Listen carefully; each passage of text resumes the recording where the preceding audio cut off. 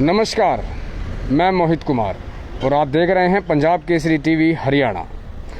इस वक्त मैं मौजूद हूँ गुरुग्राम ज़िले में और गुरुग्राम के स्पेस हॉस्पिटल के पास, उसके बाहर। आज लाइव आने का सबसे बड़ा कारण यह है, जो खबर आज हम आपको दिखाएंगे वो खबर आपको झंझोड़ कर रख देगी। इस हॉस्पिटल में 12 मरीज़ जो हैं कोरोना संक्रमण के से संबंधित जो हैं एडमिट हैं और इस हॉस्पिटल की जो ऑक्सीजन है वो ख़त्म होने वाली है। यानी कान को यहाँ से पकड़े या यहाँ से, सच्चाई जो है वो ये है कि 60 मिनट के बाद 12 लोगों की मौत यहाँ देखने को मिलेगी। बहुत अजीब आपको लग रहा होगा सुनकर कि आखिर ये पत्रकार कह क्या रहा है, मगर इस पत्रकार की भी मजबूरी है आज ये कहना, ये बताना कि कैसे वादे किए जाते हैं, कैसे दावे किए जाते हैं और पोल पहले ही क्षण, पहले ही रात, पहले ही दिन खुल जाती है। कल रात को गुरुग्राम जिला प्रशासन ने एक ऐसा नंबर दिया लोगों को कि उस पर कॉल करें और ऑक्सीजन मंगा लें, ऑक्सीजन आपको मिल जाएगी। और जब ऑक्सीजन की आवश्यकता शुरू हुई तो अब ना तो वो नंबर मिल रहा है, ना ही वहाँ से कोई सहायता मिल रही है। इस शहर का नाम विश्व के मानचित्र पर गिना जाता है। कभी प्रदूषण के नाम पर ये 21वें नंबर पर आता है, कभी 17वें नंबर पर। मगर अब जो प्रदूषण लोगों की मानसिकता में, लोगों के शरीर में एक कोरोना के नाम का होने लगा है, उसको कौन साफ करेगा? कैसे संभालोगे उस चीज़ को? ये जो कहानी हम आपको बता रहे हैं ये तो सिर्फ एक गुरुग्राम के बेरीवाला बाग में बने एक स्पेस हॉस्पिटल की है, जहाँ पर 12 लोग ज़िंदगी और मौत से जूझ रहे हैं। उनके परिवार वाले बिलख रहे हैं, परेशान हैं, क्योंकि ऑक्सीजन कहीं से आ नहीं रही और वो लेकर आए कहाँ से और कैसे अपने परिवार को मरता हुआ देखें। आज हम इस खबर के माध्यम से हर चीज़ आपको दिखाएंगे कि कहाँ वो भर्ती हैं, किस तरीके से तड़प रहे हैं। सारी तस्वीरें हम आपको आज दिखाएंगे। किसी चीज़ का कोई परहेज़ नहीं किया जाएगा हमारी खबर में। और इस खबर को ज़्यादा से ज़्यादा शेयर करें, जिससे कि शायद किसी मंत्री, किसी नेता, किसी अधिकारी तक ये खबर पहुँचे और उन लोगों की समय रहते मदद हो सके। मुझे बोलते हुए भी तकरीबन 2 से 3 मिनट हो गए हैं, तो इससे साफ होता है कि 57 मिनट जो हैं उन मरीजों के पास बचे हैं, क्योंकि ऑक्सीजन एक बार ख़त्म हुई तो वो सांस कहाँ से लेंगे। सामने ये है वो हॉस्पिटल, जिस हॉस्पिटल की हम बात कर रहे हैं। इस हॉस्पिटल, दोपहर का समय है ये, और इस समय जितनी शांति आपको दिखाई दे रही है, ऑक्सीजन ख़त्म होने के बाद इतनी ही ज़्यादा अशांति भी यहाँ देखने को मिलेगी। मेरे साथ इस वक्त इस हॉस्पिटल के डॉक्टर भी हैं, जो पूरी कंप्लीट डिटेल भी इस बारे में बताएंगे हमें कि आखिर कितने लोग यहाँ भर्ती हैं और क्या परेशानी सामने आ रही है। मौत का कारण कोरोना बन रहा है या फिर ऑक्सीजन की कमी, या फिर लेट लतीफ़ जिला प्रशासन की, जो रात को तो जानकारी दे देता है कि हम ऑक्सीजन उपलब्ध करा देंगे, ट्रक मंगाए हैं, ट्रॉलियाँ मंगाई हैं, जहाज़ मंगाए हैं, ट्रेन मंगाई हैं, ऐसी बातें करी जाती हैं। मगर जब ऑक्सीजन की ज़रूरत पड़ती है तो 1 लीटर ऑक्सीजन भी इनके पास से नहीं पहुंचाया जाता। सर, सबसे पहले अपना नाम बताएं, हॉस्पिटल की जानकारी दें, कौन सा हॉस्पिटल है, क्या स्थिति बनी हुई है?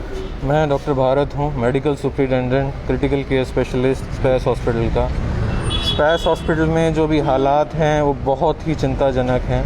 हमारे 12 मरीजों की जान इस वक्त ख़तरे में है और उसका कारण उनका इलाज नहीं है, उसका कारण सिर्फ़ और सिर्फ ऑक्सीजन की कमी है। हमारी तरफ से प्रशासन को रेगुलरली इंफॉर्मेशन पहुंचाई गई है, जो नंबर प्रोवाइड किया गया है उससे भी संपर्क करने की कोशिश की गई है, लेकिन अभी तक हमारे पास कोई सहायता उपलब्ध नहीं है। मेरी कितने 12 मरीज हैं अंदर। हम आज अपनी खबर के माध्यम से सब कुछ दिखाने वाले हैं कि कहाँ वो लेटे हैं, कैसी उनकी हालत है, और सब चीज़ें हम आपको दिखाएं। चलते हम बात करेंगे। ये जो हॉस्पिटल आप देख रहे हैं ये वो हॉस्पिटल है और लाइव तस्वीरें आज हम आपको पहली बार ऐसी दिखाने वाले हैं, जो आपको विचलित भी कर सकती हैं, मगर मजबूरी हो गई है, क्योंकि तस्वीरों को विचलित करने से ज़्यादा बेहतर है किसी की जान बचाना। अगर कोई विचलित होता है तो हो जाए, मगर आज जान तो ज़रूर बचाई जाएगी। अब हम उस रूम में जा रहे हैं, उस जगह जा रहे हैं जहाँ पर उन मरीजों को भर्ती किया गया है, लेटाया गया है। और बता दूं कि अगर ऑक्सीजन ख़त्म हो गई तो क्या होगा। इस खबर के माध्यम से सबसे बड़ा कारण है कि शायद उन लोगों की जान बच सके जो कि एडमिट हैं यहाँ, जो ऑक्सीजन के लिए तड़प रहे हैं। उन लोगों की जान बचाने के लिए ये पूरी जो है मशक्क़त जो है आज की जा रही है। और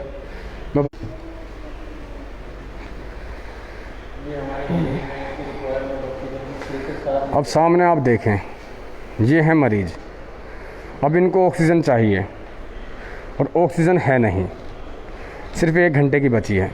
अगर ऑक्सीजन ख़त्म हो गई तो क्या होगा? तो जो लोग इस खबर को देख रहे हैं, पंजाब केसरी की इस खबर को देख रहे हैं, इस खबर को जल्द से जल्द उन पेज पर उन लोगों तक भेजें जिससे कि इनका इलाज जो है वो हो सके, जिससे कि समझ सकें सरकार कि हो क्या रहा। सर और मरीज़ भी हमें दिखाएं। आज हम पूरे हॉस्पिटल की पहली बार ऐसी तस्वीरें हम आपको दिखाएंगे। अधिकतर जो है आम व्यक्ति का यहाँ जाना वर्जित होता है, मगर दिखाने की मजबूरी हमारी बन गई है। क्यों? क्योंकि मरीज़ रिस्क में हैं और दिखाना होगा। मरीज हैं जिनको ऑक्सीजन की बेहद ही आवश्यकता है। आप देख सक रहे हैं किस तरफ से वो ऑक्सीजन की थोड़ी सी कमी के कारण भी तड़पना शुरू कर रहे हैं। मैं मजबूर हूँ, मैं बेबस हूँ कि मैं अपने मरीजों को ऑक्सीजन प्रोवाइड नहीं कर पा रहा हूँ। जो कि प्रशासन की तरफ से मुझे मदद मिलनी चाहिए थी, वो मुझे नहीं मिली है। मैं मजबूर हूँ। देखिए आप मरीज किस तरह से सांसें चल रही हैं मरीजों की, और ये मरीज़, इनको पता नहीं है कि इनकी ऑक्सीजन जो है ख़त्म होने लगी है। और अगर ऑक्सीजन नहीं पहुंची तो क्या होगा? क्या होगा इन लोगों का, उन परिवारों का? और भी लोग दिखाऊंगा। ये सभी वो बेड हैं जहाँ पर ऑक्सीजन की आवश्यकता है। सामने आप देखिए, ये है ऑक्सीजन सिलेंडर। ये वो ऑक्सीजन सिलेंडर हैं, ये वो ऑक्सीजन सिलेंडर हैं जो मरीज़ अपने खुद से लेकर आए हैं। हम इतने असमर्थ हो गए हैं कि हमने मरीजों से रिक्वेस्ट की है कि हमें ये चीज़ें प्रोवाइड करी जाएं। हमारे जो ऑक्सीजन के सिलेंडर हैं कल रात 2 बजे से मानेसर प्लांट में, सेक्टर 14 के प्लांट में वहीं पर ही खड़े हैं, लेकिन अभी तक हमें कोई भी मदद नहीं मिली है। हमने 100 फ़ोन कर चुके हैं, सारी जगह पे ट्राई कर लिया, फिर भी हम असमर्थ ही हैं।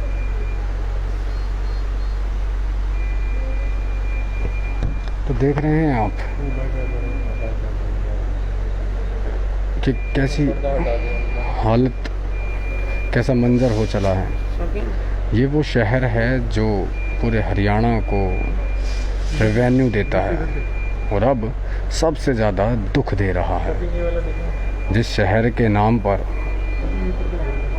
बड़ी बड़ी कीमतों का रेवेन्यू लिया गया, पैसा कमाया गया, सरकार ने टैक्स अर्न किया, आज जब उन लोगों को ज़रूरत पड़ी तो हर कोई विफल हो गया।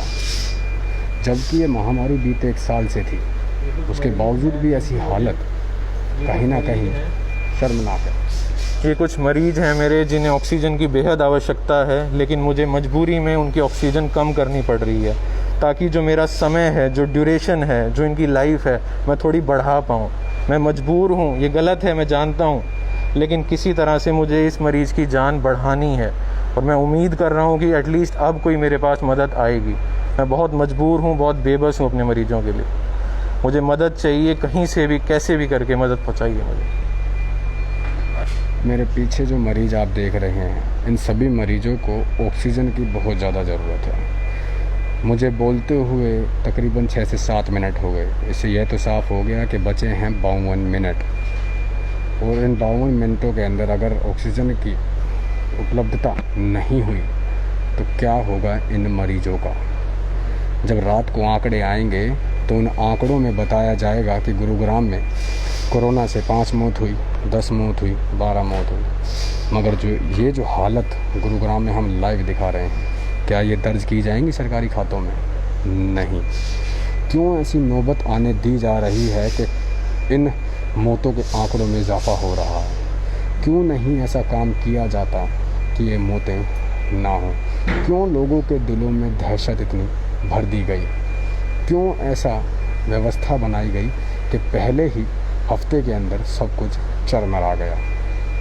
सारे सवाल जो उठते हैं उन अधिकारियों पे उठते हैं, उस प्रशासन पे उठते हैं, उन नेताओं पर उठते हैं जो अपने चुनावों में बहुत बड़े बड़े प्रचार करते हैं, बड़े बड़े वादे करते हैं, चाँद को ज़मीन पर लाने की बात करते हैं, चाँद तक सीढ़ियाँ लगाने की बात करते हैं। ऐसे बड़े बड़े वादे करने वाले नेता आज गायब हैं, आज असमर्थ हैं। अपने घरों में सेफ्टी से बैठकर ट्विटर पर ट्वीट करते हैं कि हम असमर्थ हैं। क्या सिर्फ इतनी ही जिम्मेदारी बनती है किसी विधायक की, किसी सांसद की, किसी मंत्री की? ये सभी सवाल जो हैं अब खड़े होते जा रहे हैं और इस खबर को देखने वाले लोग इस समय को सदा याद रखें कि कैसा समय देखने को मिला उन्हें, और इस समय के मद्देनज़र ही अपनी हर फैसला लें भविष्य में आने वाला।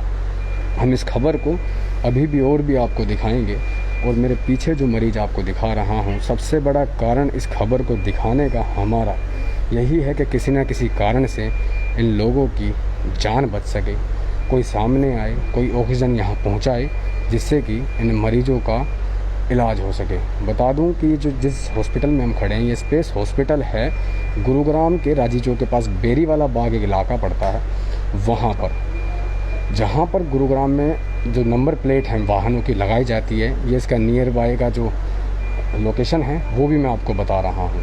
अगर आप गूगल भी करेंगे तो आपको इस हॉस्पिटल का नंबर मिल जाएगा।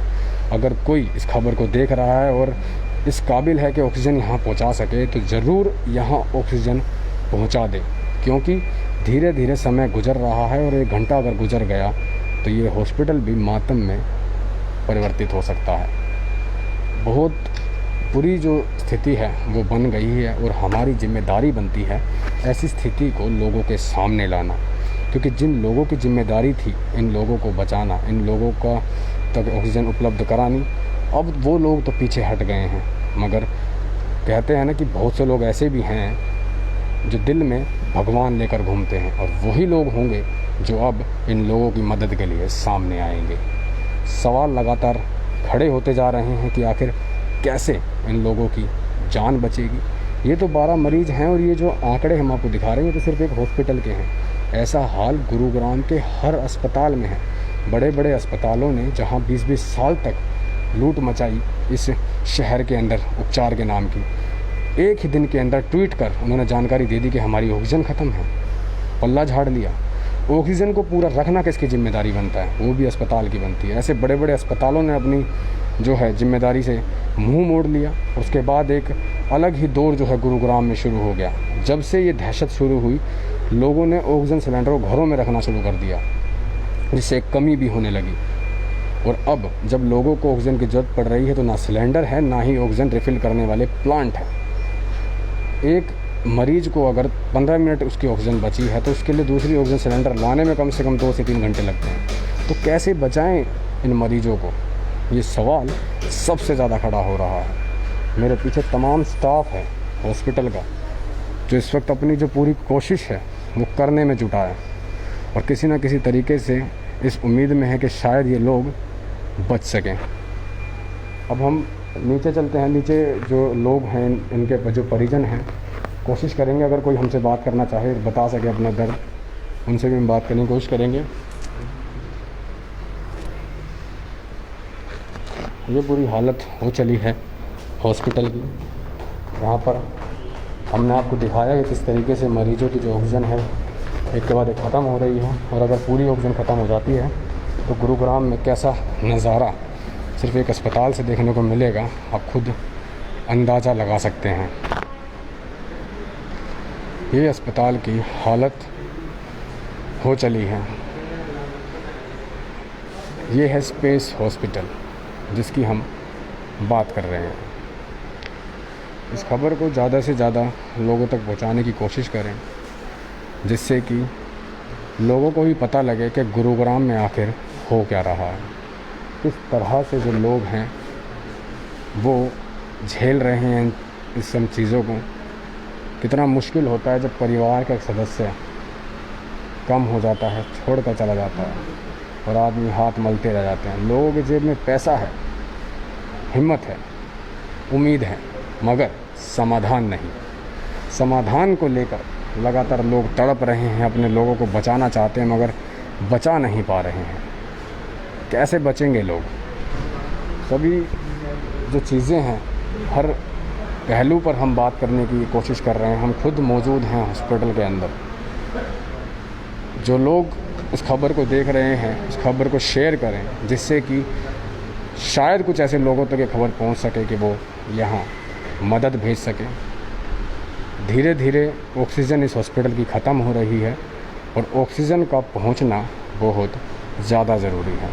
जो नंबर ज़िला प्रशासन ने दिए थे उन नंबरों पर भी लगातार हॉस्पिटल, आपने सर बात की थी ना नंबर पर, क्या हमने नंबरों पे बात किया है, एक आश्वासन मिला है, आश्वासन के सिवा और कुछ नहीं मिला है। जो नंबर हमने जिन पे व्हाट्सएप कराया है या मैसेज भी डलवाया है वहाँ से कोई रिप्लाई नहीं आया है।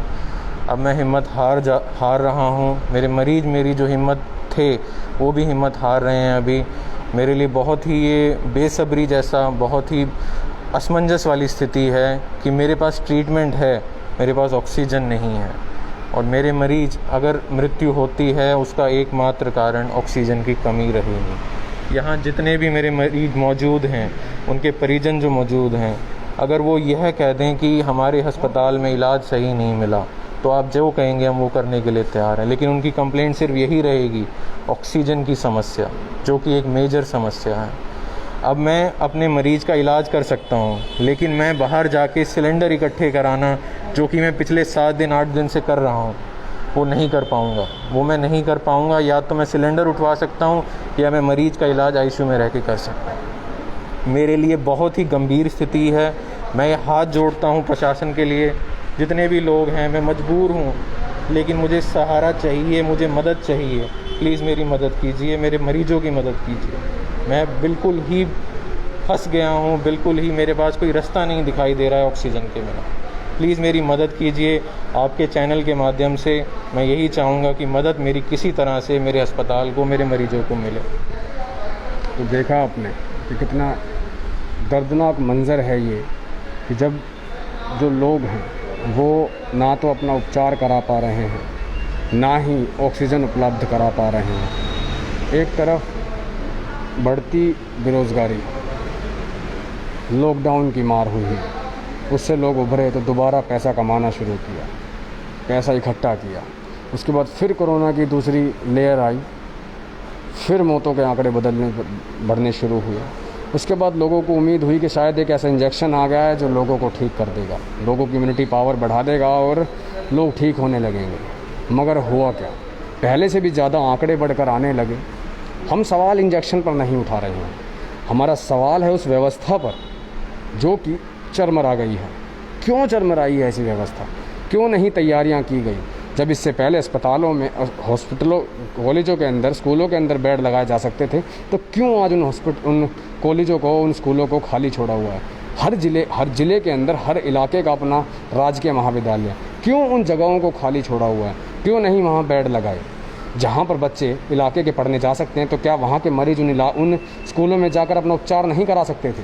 करा सकते थे। मगर क्यों नहीं ऐसी व्यवस्थाएं की जा रही? जब संक्रमण कम था तब बेड लगा दिए गए, तब पूरे के पूरे कॉलेज को आइसोलेशन वार्ड बना दिया गया, उपचार लोगों को दिया गया। तो क्यों नहीं आज जब स्थिति उससे भी ज़्यादा बदतर हो चुकी है, ख़राब हो चुकी है, तो क्यों नहीं प्रशासन जाग रहा? क्यों नहीं सरकार जाग रही कि क्यों नहीं उन अस्पतालों को, उन राजकीय महाविद्यालयों को, उन कॉलेजों को ज़्यादा से ज़्यादा बेड उसमें लगा दिए जाएं? क्योंकि बेड अगर होंगे, सबसे ज़्यादा जो सही होने की जो दर है मरीजों की, वो खुद की आत्मशक्ति भी है। जब मरीज़ को पता है कि उसे एक बेड मिला है, उसका उपचार चल रहा है, तो उसमें एक ताकत होती है। मगर अगर मरीज़ को ही धक्के मारकर बाहर निकाल दिया जाए कि यहाँ ऑक्सीजन नहीं, यहाँ बेड नहीं, तो कहाँ जाएगा मरीज़? वो तो घबरा कर उल्टा ज़्यादा मरेगा। तो इन सभी पहलुओं पर सरकार को ध्यान देना होगा। सभी चीज़ों पर बात जल्द से जल्द जो है निर्णय सरकार को लेने होंगे। इस खबर में हम बने रहेंगे और जैसे ही कोई और इंतज़ाम ऑक्सीजन का होता है तो एक बार फिर हम लाइव आएंगे। बाकी इस खबर को थमने ना दें, लोगों तक ज़्यादा से ज़्यादा भेजें, जिससे कि कोई ना कोई मदद इस अस्पताल की हो सके और जो 12 मरीज़ उपचार ले रहे हैं उनकी जान बचाई जा सके। गुरुग्राम से मोहित कुमार, पंजाब केसरी टीवी।